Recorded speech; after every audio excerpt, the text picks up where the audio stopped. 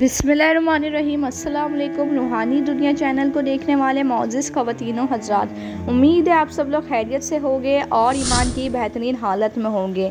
आज की वीडियो में शद्दाद की जन्नत के बारे में आपको मुकम्मल बताऊंगी कि इस बदबख्त ने अल्लाह के आगे खड़ा होने के लिए अपने हाथों से अपनी जन्नत बनाई, लेकिन अल्लाह ताला ने इसको इतनी भी मोहलत नहीं दी कि ये अपने हाथों से बनाई हुई जन्नत को देख सके।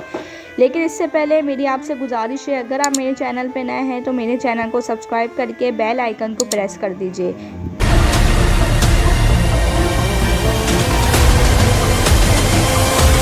कौम आद तारीख की एक ताकतवर और अजीम कौम गुजरी है।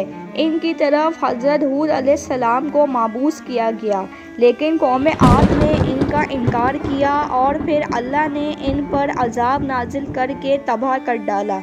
कौम आद इरम नाम की बस्ती के रहने वाले थे, इसलिए इन्हें आब इरम भी कहा जाता था। ये लोग बहुत ही लंबे कद और मजबूत जिसामत के थे। अपनी ताकत और क़ुव्वत के ज़ोर से ये लोग बहुत जल्द पूरे यमन पर काबिज हो गए। इन पर कई बादशाहों ने हुकूमत की थी, मगर दो बादशाह ऐसे आए जिनकी हुकूमत अजीम और जाहो जलाल वाली थी। एक का नाम शदीद और दूसरे का नाम शद्दाद था, जो भाई थे और अपने ज़माने में बेशुमार ख़जाने जमा किए थे। ये दोनों भाई इरम बिन साम बिन नूह की औलाद में से थे। इनकी हुकूमत ओमान, यमन, अदन और शुमाली अरब के इलाकों में थी। जब शदीद की मौत हुई तो पूरी हुकूमत शद्दाद को मिल गई। इसने तमाम कबायली सरदार और बादशाहों को अपना फर्माबरदार बना दिया। इसने अपनी हुकूमत को उरूज तक पहुंचा दिया। दुनिया के तमाम बादशाह इसके फर्माबरदार हो गए और इस वजह से वो बहुत गुरूरमंद हो गया। उस वक्त के उलमा और पैगंबरों के पैरोकार ने इसे अज़ाब इलाही से डराया, मगर शद्दाद ने कहा, मेरे पास दौलत हुकूमत सब है, इसलिए मुझे अब किसी खुदा की ज़रूरत नहीं और मैं अब किसी की पैरवी नहीं करूँगा। वो खुद को खुदा कहने लगा। उसने हज़रत हूद अलैहिस्सलाम से सुन रखा था कि जन्नत कैसी होती है, तो इसने अपने लिए जन्नत बनाने का फ़ैसला किया। लिहाजा उसने 100 अफराद को जमा किया और हर एक को 1000 आदमियों पर मुकर्रर किया और पूरी दुनिया के माहिरीन को अदन बुलाया। इसने अपने भांजा ज़हाक को, जो यमन का बादशाह था, उसको कहा, तुम्हारे पास जितना सोना है वो मेरे पास भेज दो। ज़हाक ने ऐसा ही किया। इसने तमाम हुक्मरानों को हुक्म दिया कि सोने चांदी की ईंटें बनाकर भेजे और कोहे अदन के दरमियान एक शहर बनाए जो बहुत ज़्यादा लंबा और बहुत चौड़ा हो। इसकी बुनियादें इतनी गहरी करवाई कि पानी तक नज़र आने लगा।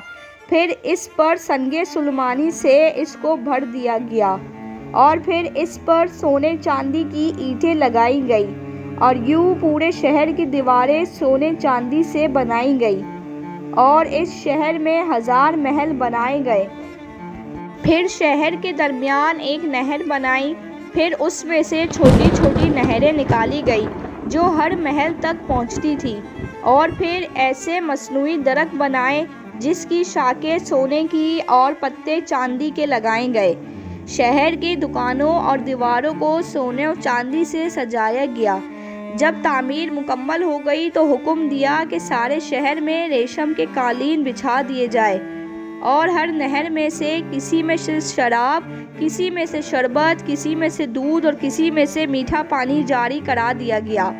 इस शहर की तामीर में 300 साल लगाए गए और शद्दाद की उम्र 900 साल के करीब हो गई।